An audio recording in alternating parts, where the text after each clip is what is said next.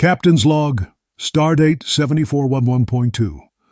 This is the first official entry for the USS Iona, recorded on the first day of her 5-year mission of deep space exploration. The ink is barely dry on our orders. In the wake of last year's Voyager encounter, Starfleet Command is anxious. The incident proved that we are not just exploring the unknown, but the unknowable. A ship of the line named for a place of peace and learning seems like a contradiction. But perhaps that's the point. We are to be diplomats and scientists first, armed with knowledge, but prepared for anything. Our crew is the best Starfleet has to offer. They'll need to be. We've just cleared the Sol system, leaving Earth's orbital docks behind. Our first destination, the Azure Nebula, a region of space that has remained curiously silent for decades. Time to see if anyone is home.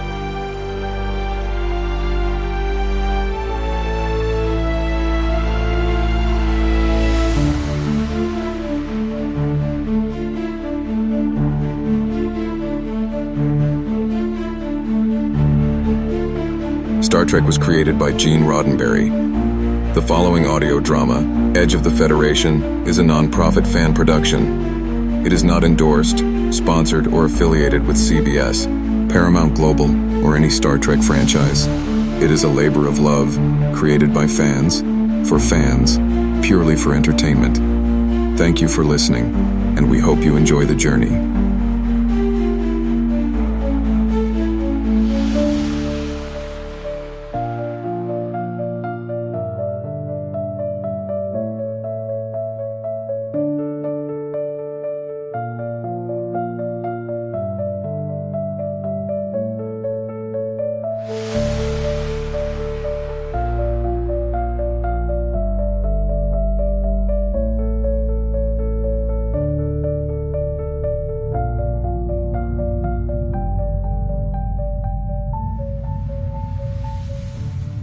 Helm status report. All systems green, Captain.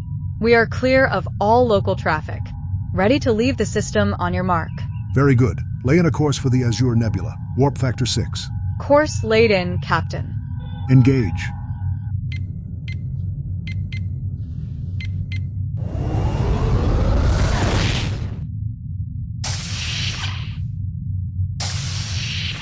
You wanted to see me, Captain? I did, number one. Come in. The door's closed, Vicky. Let's drop the ranks for a moment. Oscar, something's on your mind, and it isn't the Azure Nebula. No, it's closer to home. It's about Lieutenant Izala. I was about to file my weekly morale report. I take it you've heard the mess hall whispers. Whispers? Vicky, I just had Chief Engineer Zordig ask me if the lieutenant could read his access codes from his mind. He was genuinely afraid. It's not just engineering. People go quiet when he enters a room. They change the subject. They think every glance, every moment of silence is him, listening in. He's been taking most of his meals in his quarters. He's the first Betazoid in Starfleet, a pioneer. I knew there'd be an adjustment period, but this is primary school foolishness. We're supposed to be beyond this. With respect, Oscar, it's one thing to read about telepathy at the Academy. It's another to sit across a poker table from it. They're not being malicious for the most part. They're unnerved. They feel transparent. And Izala? What's your official assessment of his state of mind? He's a consummate professional. His work is exemplary. But you can see the strain. He's trying to be open and reassuring, but it's having the opposite effect. The more he tries to put people at ease, the more they suspect he's manipulating them. He's completely isolated. This can't go on. It's a poison. It'll corrode crew cohesion before we've even reached our first destination. I won't have an officer on my ship ostracized for what he is. I'll speak to him myself. What will you say? I'm not sure yet, but I need to let him know his command team has his back. Then we need a way to build a bridge between him and the rest of this crew. A practical one. Think on it, number one. I want solutions. Aye, Captain, I'll get on it.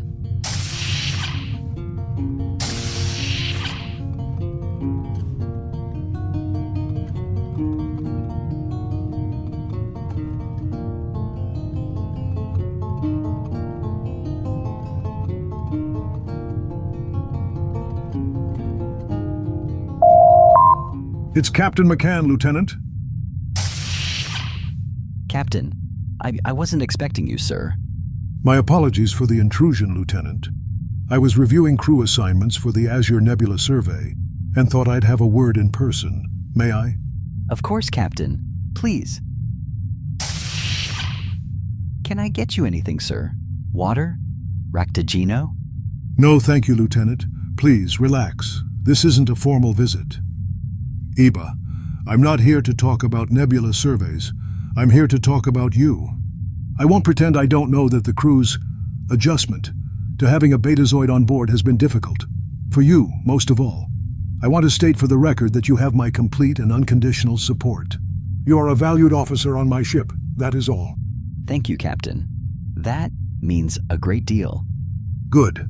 I want every officer on the Iona to be able to do their job without impediment. Lieutenant, a direct question, and you don't have to answer if it's outside regulations. But I need to understand. Did you know what I was going to say before I said it? Can you hear my thoughts right now? Yes, Captain. In a sense. Allow me to ask you a question in return. Can you not see the color of the uniform I am wearing? Can you not hear the hum of the ship around us? No, of course not. They're just there. It is the same for me. My mind perceives the surface thoughts and strong emotions of others as another sense. I cannot simply turn it off. However, Betazoid culture is built on a foundation of profound mental privacy. To comment on the unoffered thoughts of another, to even acknowledge them, it would be the height of vulgarity, the ultimate social taboo. Like what? Like a human walking up to a complete stranger and loudly criticizing the shape of their nose or the clothes they chose to wear. It simply is not done. What I perceived from you, Captain, was not your words, but the sincerity behind them, and I am grateful for it. Thank you, Lieutenant. That was very illuminating. The fear my crewmates feel is not illogical, Captain. They feel exposed. All I can do is afford them the same courtesy and privacy I would a fellow Betazoid, and hope that in time, trust will be earned. You have my trust, Lieutenant, and my help. We'll get there.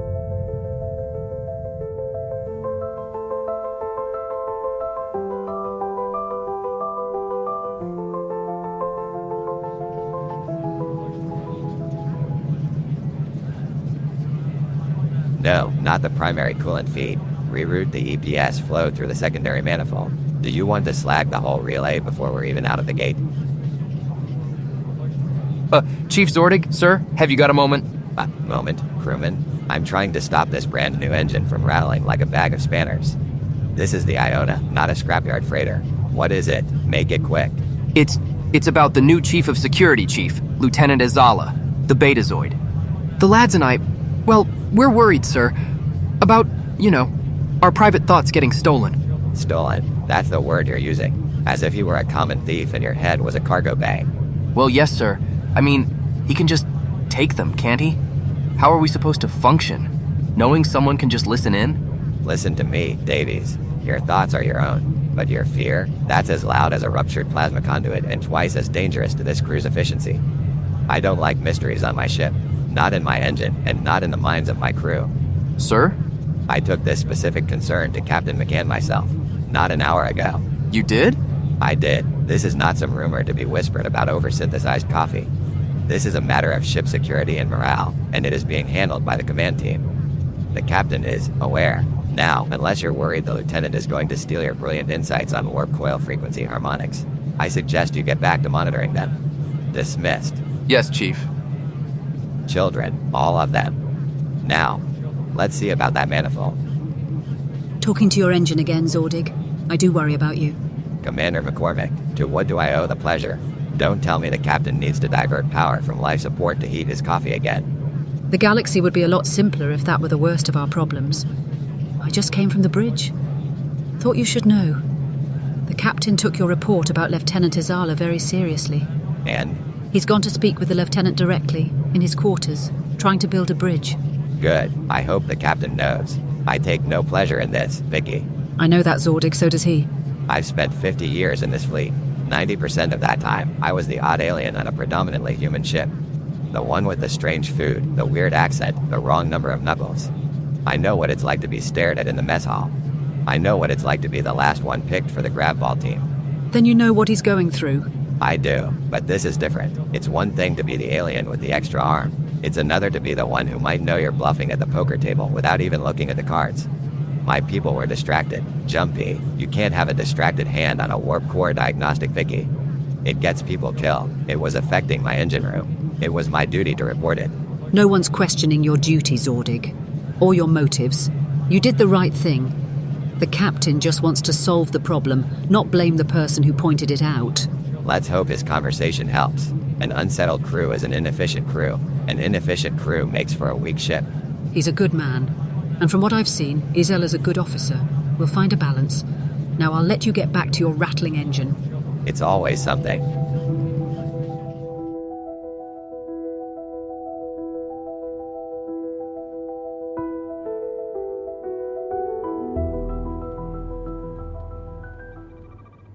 And the cellular resonance scan is complete. Your antennae are in perfect health, Commander. Not a hint of synaptic degradation from the new sensor relays. A fascinatingly resilient nervous system. A satisfactory result, Doctor. My concern was for potential biorad interference from the Azure Nebula, not my personal health. The data, however, is useful. Oh, absolutely. Forewarned is forearmed, as they say. Though with your forearms, you're doubly forewarned. It's a saying, you see. Human. A bit clumsy. Still, I can't wait to see what biological soup we find in there. New extremophiles.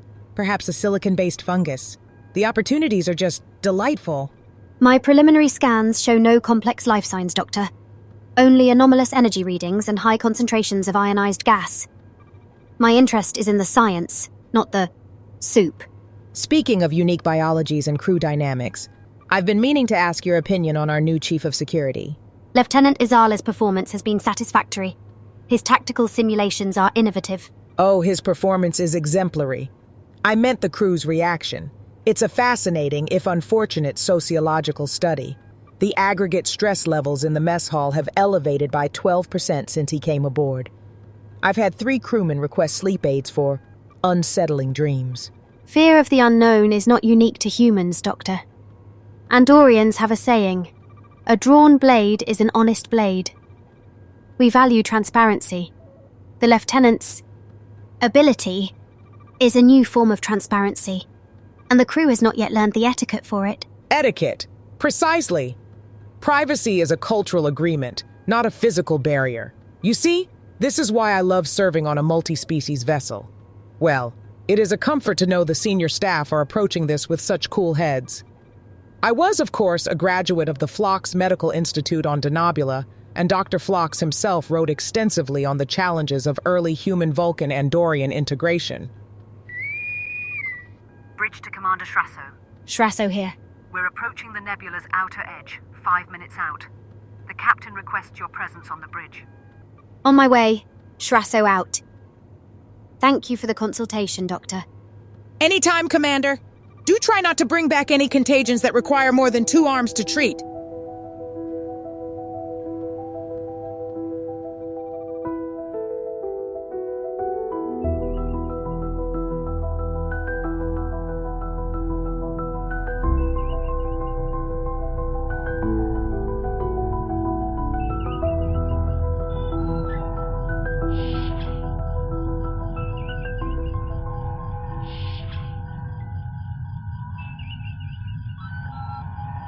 Approaching destination, Captain.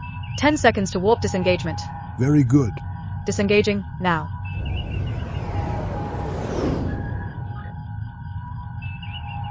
On screen.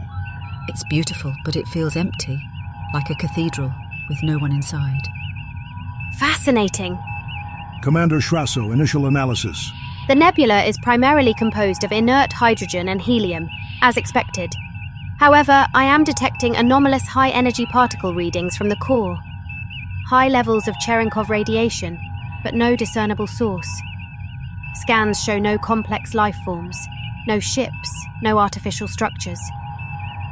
The curious silence we noted in the logs appears to be literal. Lieutenant Izala, tactical situation. The approach vector is suitable, Captain. Long-range sensors show no immediate threats within the nebula. I sense there is a but. But we are not entirely alone out here. Starfleet charts place the Klingon neutral zone less than 2 parsecs from this nebula's outer shell. A ship of our class, running at warp 6 for several hours, our engine signature will not have gone unnoticed. It is logical to assume we are being watched. Your point is well taken, Lieutenant. We're here on a mission of science, but we won't be naive. Iba, take us to yellow alert. All hands, yellow alert. Helm, take us in. 1/4 impulse. Let's see what's hiding in the silence.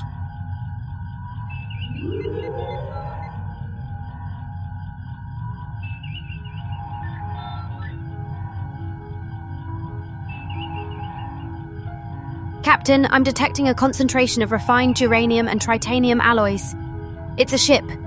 The USS Constantine, a Miranda class. Declared missing 7 years ago.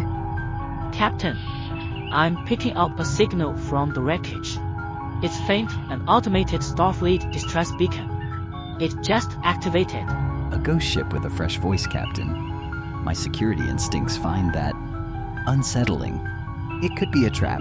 Or the ship's power core is failing, and our proximity provided just enough energy to trigger the backup system. We cannot know what destroyed it from out here. Your caution is noted, Lieutenant, but we cannot abandon a Starfleet vessel. Number 1, I'm authorizing an away team. You, Commander Shrasso, and Lieutenant Izala. Full EVA gear. Go carefully.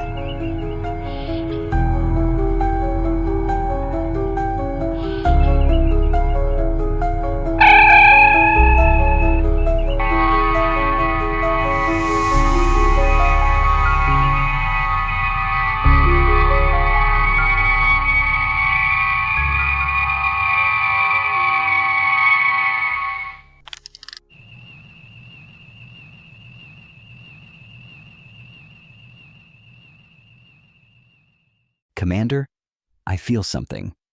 A resonance, an echo, cold and empty and hungry. We are not alone here.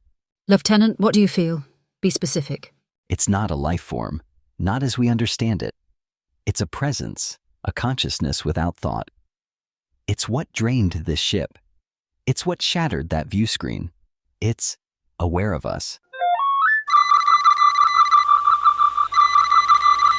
Commander, my tricorder is detecting a massive localized energy drain. It's not the ship. It's targeting our equipment. Our suit power cells, our phasers, the tricorder itself. Look at our power reserves. We're dropping fast. McCormick to Iona. We have a situation. Some kind of non-corporeal entity is draining our power systems. We need an emergency beam out now. Advise you raise ship. Number 1, Vicky, report. The channel is dead, Captain.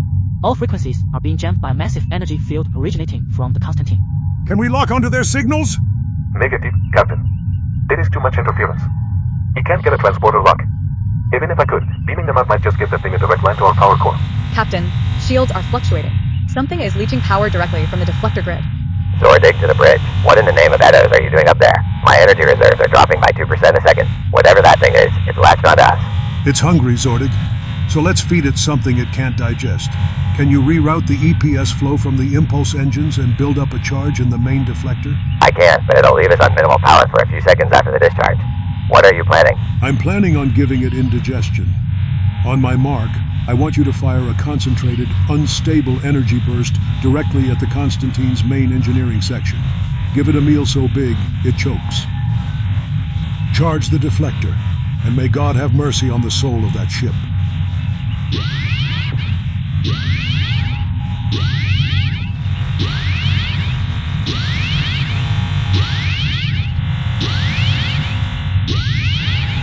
Deflector is charged. Captain, we're reading red line across the board. Any longer and we'll blow the emitters.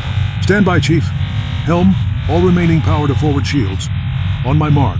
3, 2, 1. Power at 9%, Commander. Suit integrity is failing. Lieutenant, what is it? Are you all right? Sorry, Commander. I can sense it, but it's causing me a great deal of pain. It's focusing its attention. It's coming. Fire!